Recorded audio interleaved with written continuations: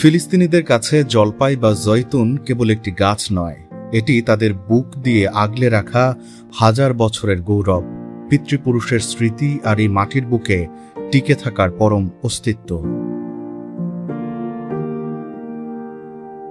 যে দেশের ধূলিকণায় মিশে আছে জলপাই পাতার সুবাস, সেই ফিলিস্তিনের বিশ্ববিখ্যাত সোনালি জয়তুন তেল আজ বিশ্বের সুপারমার্কেটগুলো থেকে প্রায় অদৃশ্য হয়ে গেছে।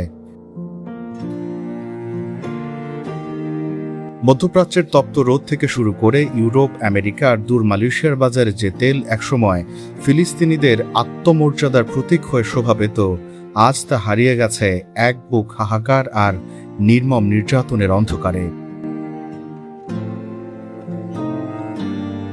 পশ্চিম তীরের বেইতজালা এলাকার কৃষক কামাল মুকারারের মতো হাজারো ফিলিস্তিনি পরিবারের গল্পটা আজ বড় করুন।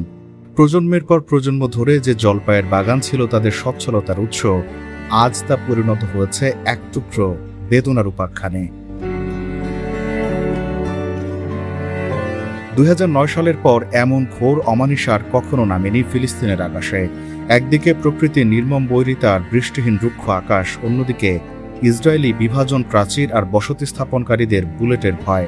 সব মিলিয়ে ফিলিস্তিনিদের এই প্রাণপ্রিয় ঐতিহ্য আজ ধ্বংসের দ্বারপ্রান্তে।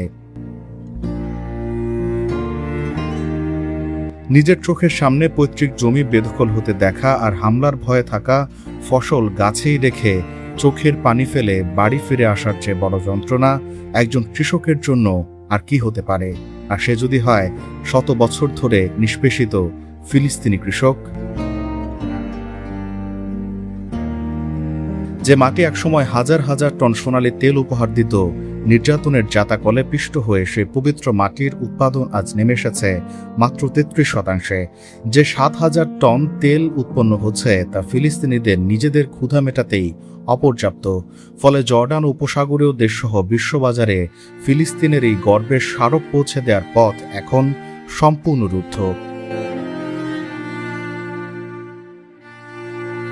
এই স্থবিরতা শুধু অর্থনীতিকে পঙ্গু করেনি, বরং বাগান মালিক, শ্রমিক ও তাদের পরিবার মিলিয়ে প্রায় 1 লাখ মানুষের মুখের গ্রাস কেড়ে নিয়েছে। চলতি বছর প্রকৃতি হয়তো কিছুটা সদয় হয়ে বৃষ্টি ঝরিয়েছে। আগামী অক্টোবরের নতুন মৌসুম নিয়ে কৃষকদের চোখে হয়তো এক চিলতে আশার আলো জ্বলছে, কিন্তু যে দেশের বুক জুড়ে জড়িয়ে আছে নির্যাতনের ক্ষত, সেখানে সেই আশার আলো কতক্ষণ টিকবে? ফিলিস্তিনিদের সেই গর্বের সোনালি তেল কি আর কখনো বিশ্ববাজারে ফিরবে, নাকি তা শুধুই ফিলিস্তিনিদের চোখের পানি হয়ে ঝরে পড়বে তাদের রক্তাক্ত প্রান্তরে, বাইতুল আকসার মিনারে? সে উত্তর আজও বড় অনিশ্চিত, বড় বেদনার।